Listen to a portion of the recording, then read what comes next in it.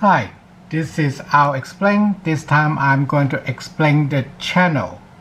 While explaining the channel, it is good to have some visuals, so I'm putting together the Gframe GM, which probably would come out somewhere next week by the time this video goes up, maybe.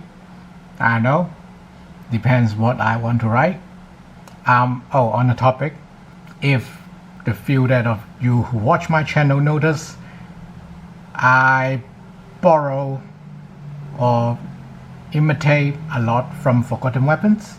The origin of this channel is sort of Forgotten Mobile Suits, but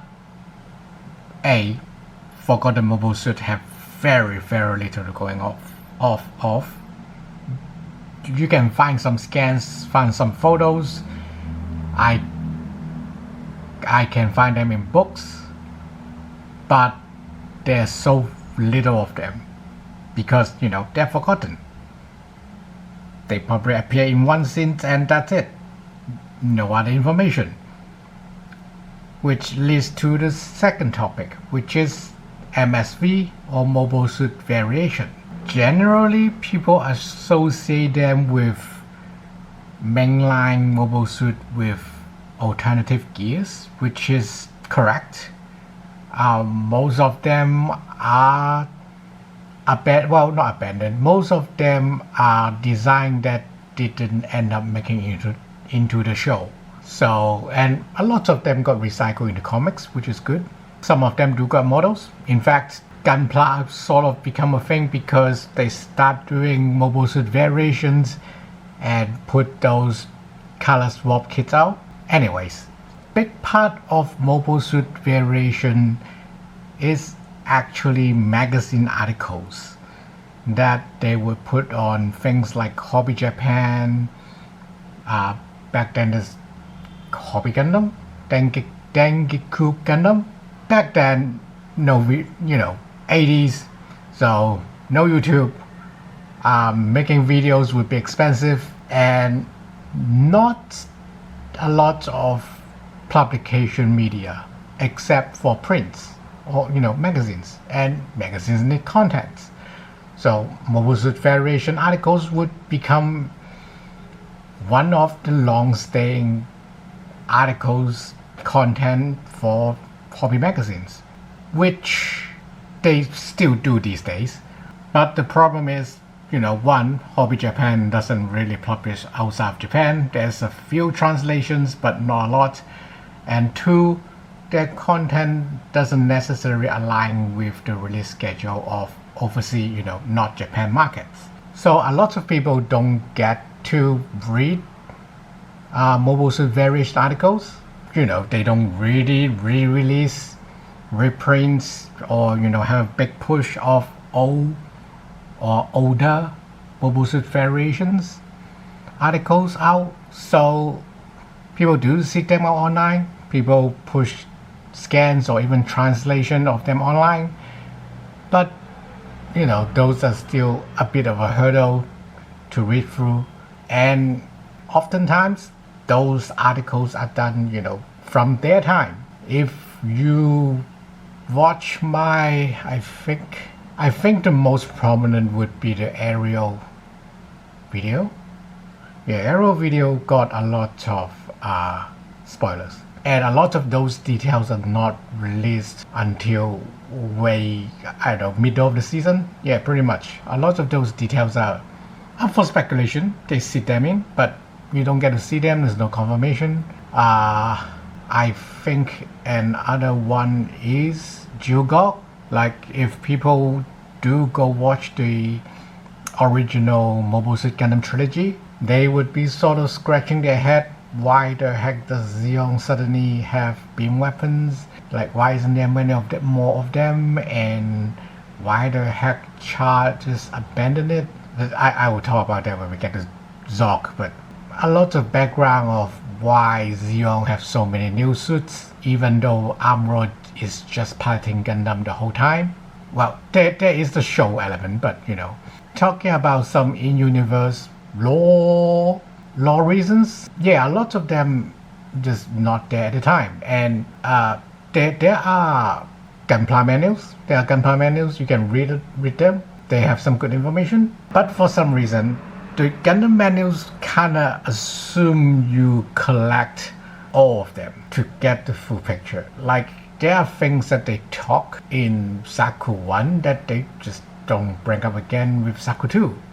Or once they brought up things in F-type, they don't talk about them in J-type. Or, things like that. It's kind of weird. I know I don't do all of them in my videos because I don't want my videos to be bloated. On another hand, I also want to have new stuff for every video, and it is a lot easier to watch my videos than get all the gunplas, get all of their manual, and then put them together, try to organize a whole thing, I think. Anyways, I forgot to assemble the Gframe.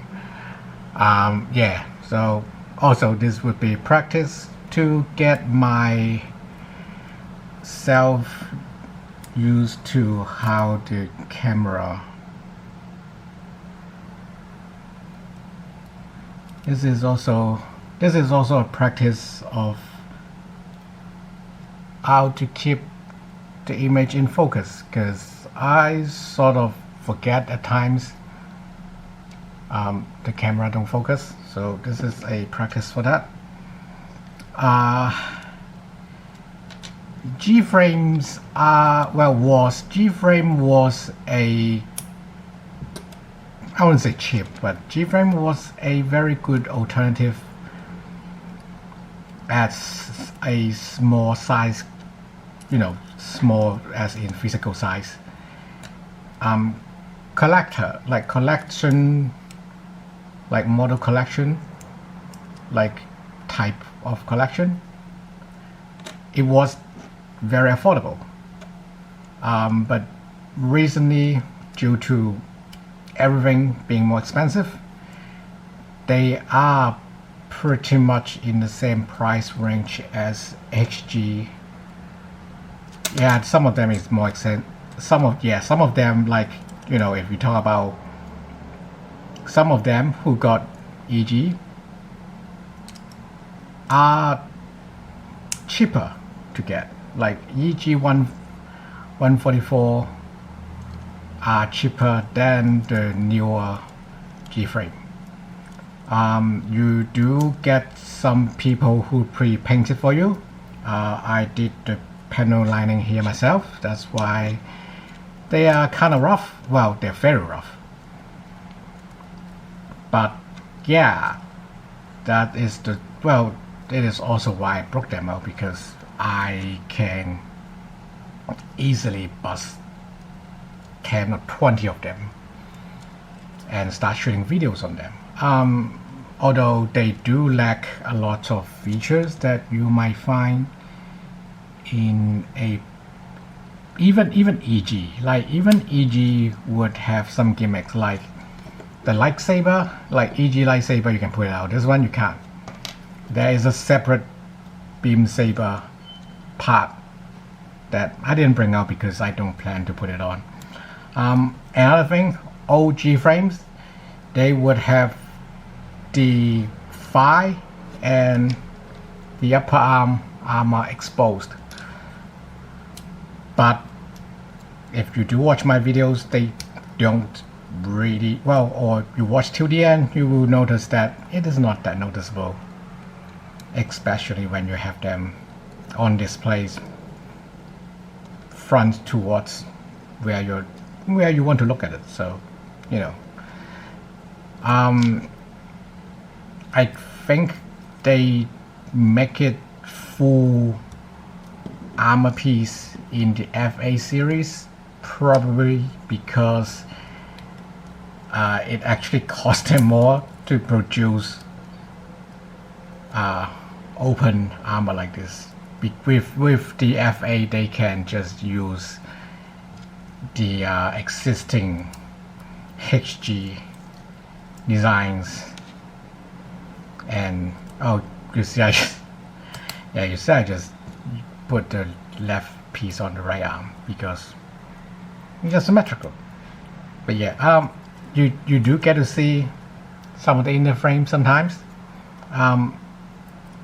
which Gframe pretty much have the same frame.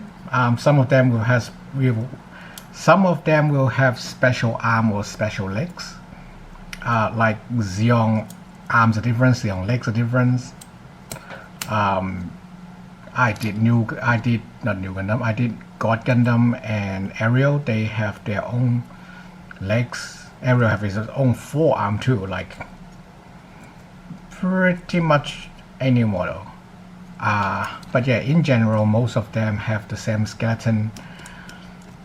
So it's kind of weird when I talk about, oh, this is a cycle frame or a movable frame, or traditional so-called monoblock, semi-block, and they all have the same frame and they pretty much have the same mobility. Oh, you see that pop off a bit? I guess this is a disadvantage of the older version, and yeah, despite being a single joint, it's a single joint for days. Very, very good single joint.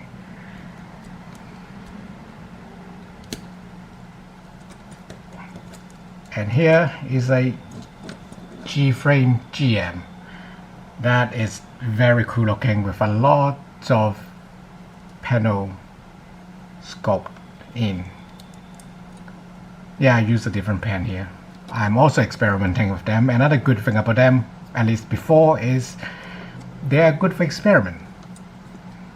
And I am going to go ahead and, oh yeah, HG would have, well, Geogog have a part for you to put a shoe at the back, but not here.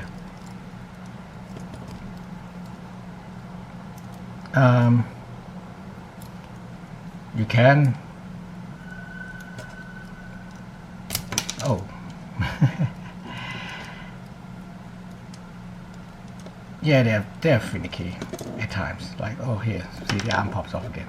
Yeah, well, this is shoulder this time, but yeah. So here's the shield clamp. Here we go. Pop the shoulder arm back on. Let's not do that. Let's have the shield here, like a cavalry federation, and have the regular beam spray gun. I don't know. I might, depends on how long the video or script gets. I may or may not talk about the difference between beam spray gun and beam rifle. But yeah, this is it. Explanation of channel. Not big deal. Just try to do forgotten mobile suit, but a lot of them are really lost in ages or lost in translation content. Thank you for watching.